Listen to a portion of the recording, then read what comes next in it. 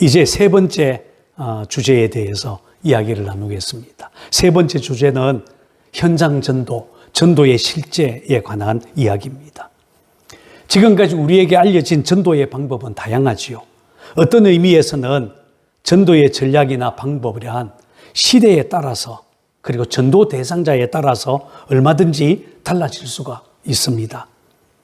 복음 자체를 왜곡하지 않고 성경의 기준을 잃어버리지 않는다면 시대 변화에 따라 전도의 방법이 달라져야 되는 것, 그것은 당연할 것입니다.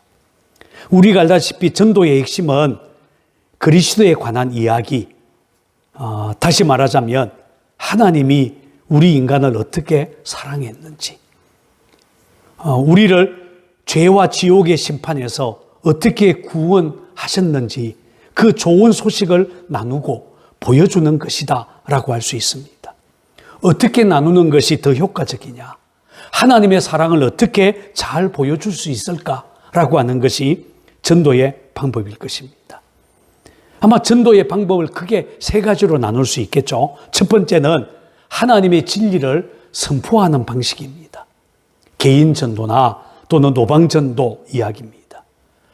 그분에 대해서, 예수님에 대해서 이야기를 나누고, 내가 만난 예수님, 우리 이야기를 나누고, 그리고 예수님을 만난 사람들의 변화된 이야기를 나누는 것이죠. 진리를 선포하는 겁니다. 두 번째 형태는 하나님의 사랑을 보여주기라고 할 수 있습니다. 이것은 생활 전도라고 말할 수 있습니다. 빛과 소금이 되는 삶을 사는 것이죠. 친절한 행동이나 또는 섬김이나 돌봄이나 또는 구제나 이런 봉사활동을 통하여서 하나님의 사랑을 보여주는 방법으로 전도하는 것입니다. 세 번째 형태는 하나님의 능력을 나타내는 것입니다. 이것을 다른 말로 능력전도라고 말할 수가 있습니다. 예수님에 대해서 복음을 선포하는 것만이 아니라 병든 자를 고치고 때로는 귀신을 쫓아내고 하나님의 살아있는 능력을 보여주고 인생의 문제가 해결되어지는 그런 일들을 통해서 복음이 전해지는 것이라고 말할 수 있습니다. 근데 제 생각에는 이 세 가지 방법은 함께 가야 한다는 생각이 듭니다. 효과적인 전도를 위해서는 한 가지만이 아니라 이 방법들이 함께 갈 때에 시너지 효과가 나타날 것입니다. 일방적인 선포만이 아니라 불신자들의 상황을 잘 이해하고 사랑으로 섬기는 것, 그러면서 그들의 인생을 해결해 주는 하나님의 능력을 나타내는 것, 이런 것들이 함께 갈 때에 좋은 전도의 역사들이 일어나게 될 것입니다. 여러분, 전도란 사람을 교회로 데려오는 것이라고 오해해서는 안 됩니다. 전도의 본래적인 형태는 가서 전하는 것입니다. 물론 예수 믿고 구원받은 사람들을 교회로 데려와서 그들을 양육하는 것이 중요합니다. 그러나 그것은 전도 이후에 해야 될 일입니다. 먼저 전도 현장으로 가서 예수님을 모르는 사람들에게 복음을 이야기를 나누어야 합니다. 예수님께서도 대부분의 전도가 회당 밖에서 이루어졌다는 것을 알 수가 있습니다. 예수님은 사람들을 찾아갔습니다. 예수님이 스스로 사람들이 스스로 알아서 하나님을 찾아올 것이라고 기대하지 않았습니다. 예수님은 찾아가는 전도, 사람들을 찾아다녔습니다. 사마리아 여인을 구원하기 위해 일부러 사마리아 땅을 통과해야 했고, 삭개오를 구원하기 위해 여리고를 찾아가셨습니다. 만약 예수님이 그들을 찾아가지 않았다면 그들이 스스로 알아서 구원받을 수 있었겠습니까? 제 생각에는 불가능합니다. 그래서 주님께서는 제자들을 전도 현장으로 내보냈습니다. 70인 전도 대원들을 둘씩 짝지어서 내보냈습니다. 전도하러 나가는 것이 중요하다라는 말입니다. 우리가 전도하러 나가는 곳이 길거리일 수도 있습니다. 우리의 직장일 수도 있고, 때로는 학교 아니면 어떤 직장, 이 특수한 지역일 수도 있습니다. 중요한 것은 전도하러 나가서 하나님께서 예비해 놓은 영혼을 만난다는 것입니다. 이렇게 전도가 실제로 이루어지는 그 장소를 우리는 전도 현장이라고 부릅니다. 어떤 사람은 전도 현장에 나가서 사람들을 만나는 것을 전도의 문을 연다라고 하는 표현을 쓰기도 합니다. 따라서 우리가 전도하러 나가서 사람들을 만나고 접촉하고 그리고 사람들과 함께 예수님 이야기를 나누는 것, 바로 이 전도 현장이야말로 많은 사람들을 그리스도에게로 이끌 수 있는 좋은 통로가 될 수 있다라고 하는 것입니다. 전도의 중요한 관건입니다. 어떤 경우에는 교회가 전략적으로 그런 전도의 현장을 만듭니다.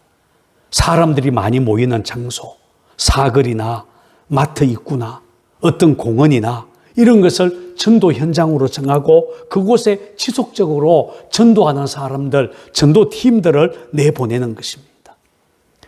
또 어떤 전도자가 개인적으로 학교나 병원이나 어떤 회사나 공장이나 지속적으로 찾아가서 복음을 전할 수도 있습니다.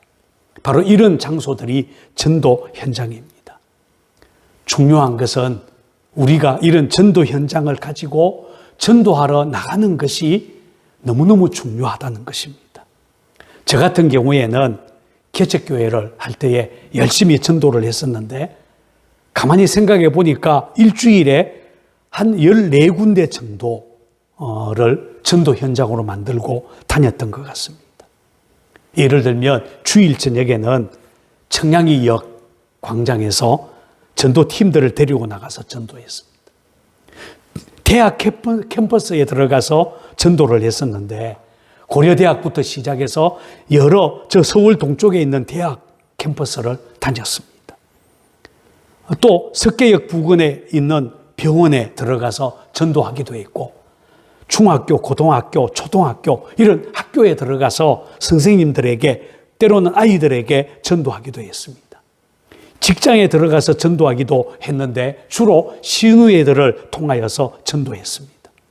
중요한 것은 이렇게 전도하러 나갔을 때 그 현장에서 하나님께서 예비해 놓은 사람들을 만날 수 있었다는 것입니다. 여러분, 전도하러 나가지 않으면 전도 대상자가 아무도 없는 것처럼 느껴집니다. 안 나가면 전도할 사람이 없다라고 말합니다. 그런데 나가기만 하면 전도지를 들고 나가서 사람들을 만나면 이상합니다. 전도할 대상자가 왜 그렇게 많은지 모릅니다.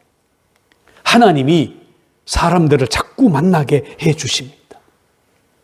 이게 전도하러 나가서 현장에서 우리가 경험할 수 있는 것들입니다. 우리가 전도 현장에 나갔을 때에 중요한 것이 접촉점입니다. 접촉점이란 어떤 매개체를 가지고 사람들을 만날 것인가라고 하는 것이죠. 전도자와 전도 대상자를 연결해 주는 통로가 바로 접촉점입니다. 일단 접촉점은 전도 대상자들의 상황이 좋은 접촉점이 될 수 있습니다. 예를 들면 전도 대상자들이 아주 기뻐할 일, 축하할 일들이 접촉점이 될 수 있습니다. 아기를 가졌다든지 출산을 했다든지 아니면 결혼을 했다든지 생일이라든지 아니면 취직을 했다든지 성전을 했다든지 뭐 이런 여러 축하할 일들이 좋은 접촉점이 될 수 있습니다. 때로는 위로가 필요한 상황도 좋은 접촉점이 될 수 있습니다. 가족 중에 병든 사람이 있다든지 아니면 자녀 때문에 굉장히 고민하는 그런 부모님들, 때로는 실직을 당한 사람들, 어떤 인생의 갈등을 느끼고 인간관계의 어려움을 호소하는 사람들, 때로는 가까운 사람들의 죽음, 이런 것들이 좋은 접촉점이 될 수 있습니다. 우리 교회에서는 전도팀들이 나가서 전도할 때 제가 꼭 이야기합니다. 혹시 전도하다가 아픈 사람이 있으면 무조건 기도해 줘라. 무조건 그 사람을 위로해 주고 기도해 줘라. 내 몸이 아프다라고 하는 이것은 전도의 좋은 접촉점이 될 수 있다라는 것입니다.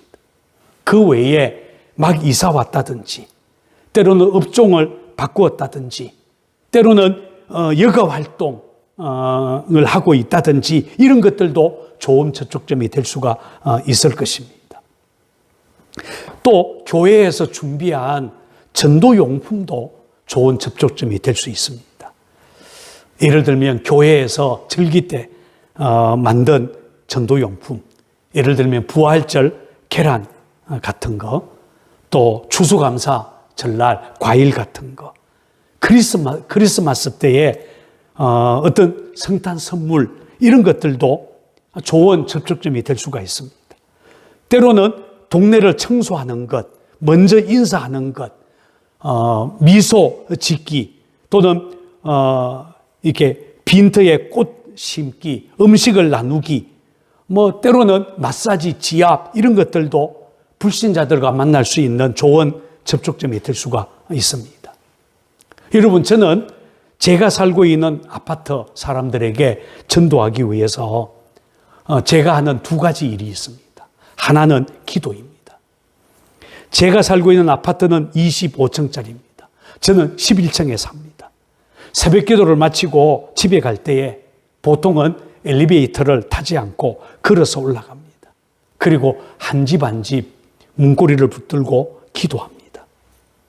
기도가 이제 사람들을 접촉하기 전에 기도로 준비해 나가는 거죠. 그리고 이 기도는 강력한 힘이 있습니다. 두 번째는 절기 때, 특별히 부활절이나 성탄절이 되면 제가 사는 아파트 통로에 있는 25층에 사는 모든 집집마다 선물을 돌립니다. 부활절 계란을 돌리기도 하고, 때로는 성탄 카드와 예쁜 선물을 준비해서 성탄절날 돌립니다. 이렇게 제가 아파트 주민들과 접촉을 하죠. 몇 년이 지나자 아파트 주민들이 저를 알고 대화가 되고, 그리고 교회 나오려고 하면 우리 교회에 나오고, 그래서 우리 아파트 통로에 벌써 여러 집이 우리 교회에 등록하고 나오기 시작했습니다. 여러분, 이렇게 계속적으로 접촉점을 만들어 나가는 것입니다. 이제 마지막으로 제가 전도 예화 하나를 소개하겠습니다. 페이스북에서 본 예화입니다. 한 해군 병사가 방탕한 삶을 살다가 예수님을 만났습니다. 그는 참회의 눈물을 흘리면서 10명의 불신자를 전도하겠습니다, 이렇게 하나님께 약속을 드렸습니다. 당신은 구원받았습니까? 오늘 밤 세상을 떠난다면 당신은 천국 갈 수 있겠습니까? 이런 말로 그는 사람들에게 전도하기 시작했습니다. 40년 동안 하루도 빠짐없이 호주 시드니의 조지 스트리트에서 노방전도를 했습니다. 그런데 단 한 번도 전도의 열매를 확인할 수가 없었던 것입니다. 10명에게 전도하겠다고 이렇게 하나님께 약속했지만 전도의 열매가 확인되지 않아서 계속해서 이렇게 복음을 전하고 있었습니다. 그가 정말 듣고 싶은 말은 당신을 통해서 예수님을 믿게 되었어요 라는 고백이었습니다. 그렇게 40년 동안 계속해서 전도를 하다가 나이가 들어서 자리에 눕게 됐습니다. 노인은 병상에 누워서 깊은 탄식을 토해냈죠. 나의 40년 노방전도는 열매가 없는 열정에 불과했어. 그런데 그 즈음에 영국의 한 침례교회에서 신기한 일이 일어났습니다. 한 낯선 사람이 간증을 하겠다고 나섰습니다. 침례교 목사는 그에게 3분의 시간을 줬습니다. 그는 친척을 만나러 호주에 갔을 때 시드니 거리에서 한 노인의 전도를 받고 예수님을 영접하고 새 사람이 되었다라고 고백했습니다. 그런데 이 목사님이 LA와 또 호주 펄스에서 4명의 노인과 또는 선교사민들로부터 시드니의 전도자에 대한 이야기를 듣게 됩니다. 인도에서 집회를 인도했을 때에는 행사를 주관하는 공직자가 나는 호주 외교관으로 근무할 때에 시드니에서 한 노인의 전도를 받고 크리스찬이 되었다고 고백했습니다. 이 영국인 침례교 목사는 노방전도한 이 노인을 찾아가서 무슨 일이 일어나고 있는지를 설명해 주기로 했습니다. 노인은 밝게 웃으면서 행복한 표정을 지었습니다. 그리고 일주일 후에 그는 하나님의 품에 안겼습니다. 그 전도자의 이름은 제너라는 사람입니다. 그를 통해서 예수님을 영접한 사람은 무려 14만 6천 명이었다고 합니다. 전도의 열매를 지금 계수할 필요는 없습니다. 그 열매는 하나님 나라에서 카운트하고 있겠죠.